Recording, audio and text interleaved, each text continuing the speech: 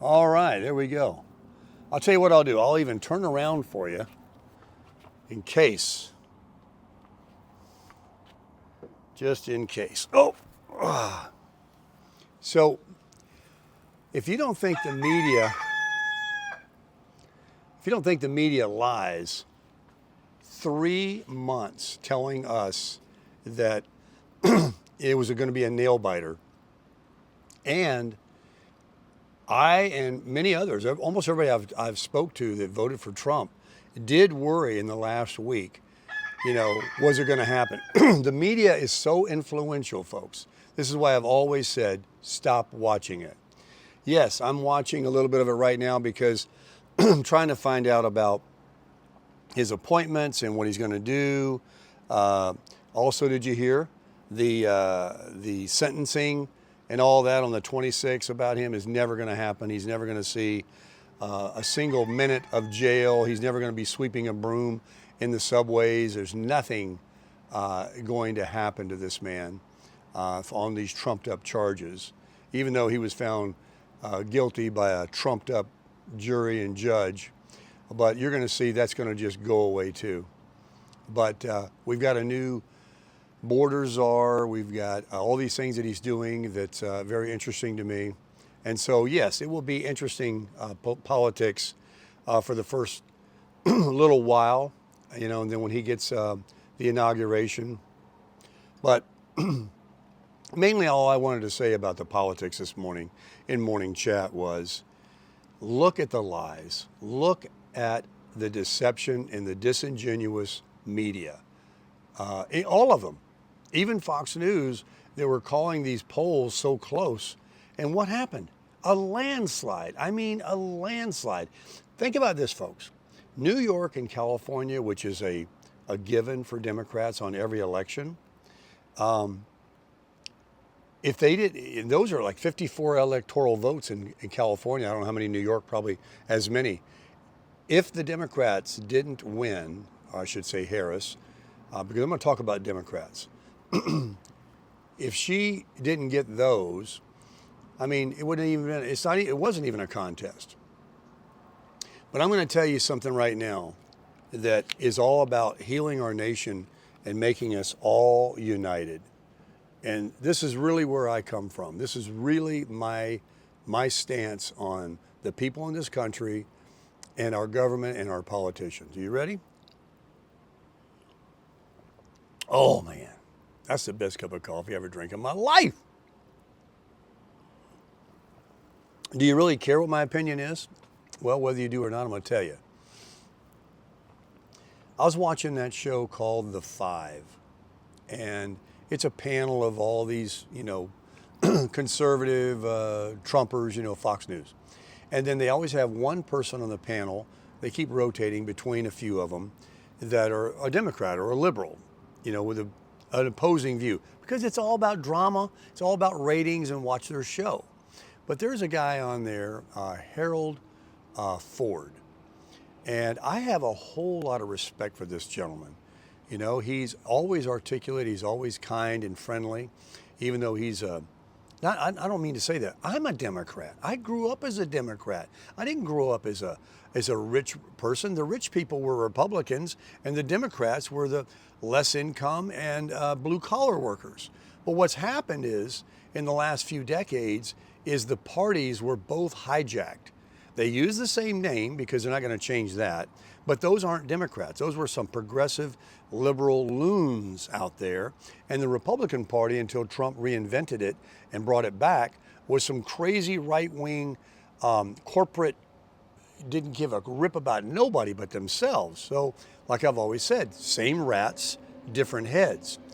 But Harold Ford the other day, right after the election was over, he said, congratulations to Trump on his landslide win. And if the Democrats ever want a chance of winning again, they need to, the liberal and the progressive people that are part of that party, he said they don't need to be the loudest voices anymore. They need to be shushed because the Democrats like myself, maybe like you, a working class person, are the people in our country, the ones that voted for Donald Trump. Because now, even though they use the word Republican, it's really an all-inclusive, united party now, the party of common sense, the party of America. Latinos, blacks, whites, everybody, I mean, voted for this man. And so it's no longer, as it's tried to be changed, Republican in a stereotypical way as rich people. Yes, there's rich people. You want to talk about rich people? Do you see how many people came out and spoke for Harris? All these celebrities and billionaires, you know, that are all in for Hollywood and progressive, liberal, complete left-wing crap of changing this country. I'm going to move out of the country if he's elected. I mean, these people, I'm talking about not the people of our country, not the ones that voted. These people they put on TV, these celebrities and all that, forget them. People that call themselves Democrat, that are people I meet every day, probably a lot of people in this campground, or or just an American really, not a Democrat. It's just a bad word now. Even Republican. That's why I'm registered independent. Because let me tell you something. When Harold Ford said what he did, I had an epiphany. I said, I got a whole lot of respect for this guy. When he basically pointed out that the loudest voices for the last few years have been the liberal, far leftist progressives that are part of that party, that their voices were the only ones being heard. And I'm for the United Party. If the Democrats in 4 years, if they, you know, they're going to keep that name, if someone comes up from that party that speaks to them, he said that too. He said, if the Democrats ever want to win again, they're going to have to bring somebody and align themselves with the majority of this country. And that's what Donald Trump did. And so I'm going to tell you right now, in 2028, if someone comes from that party called Democrat that is anywhere close to aligning themselves with the majority of what my values are and what I believe most people's values are, because I'm not a extreme right winger. I'm left of center, or no, I'm sorry, I'm right of center, but I'm not completely out there. And I'm certainly not left wing, progressive liberal. Okay, I have, you know, my Christian values and what I grew up to be, like most Americans. And so if someone comes up in the ranks in the next 4 years for 2028 that speaks to me and for the majority of Americans, they'll get a vote. They'll get a vote. But if the Republicans still keep growing and turn this economy around and make it the party of inclusive of everyone, and everyone likes it, it's a common sense party. I got common sense. I go with the common sense. And I don't go what's just best for me. Are you going to give me 25 grand for a house? Are you going to make me drive an electric car? Are you going to, take away airplanes because they're, are you not going to use the energy that we have in our own country to make gas and stuff affordable to people, especially people like me with a car that gets 7-8 miles per gallon? We don't see that. So I got a crick in my neck. So yeah, don't get me started. But I just wanted to say that I'm very happy about the results. I'm very happy to know that I'm on the side of the vast majority, almost the entire country. I knew I was right. You knew you were right if you voted for Donald Trump. And we're going to see. Yeah, we're going to see.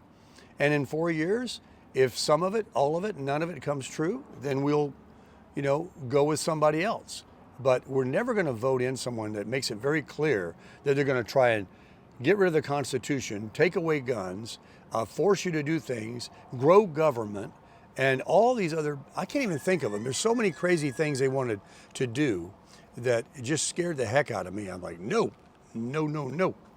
So anyway, America has spoken. Now let's move on to morning chat number 3. Getting ready to get out here and go back to Sarasota. Crush it.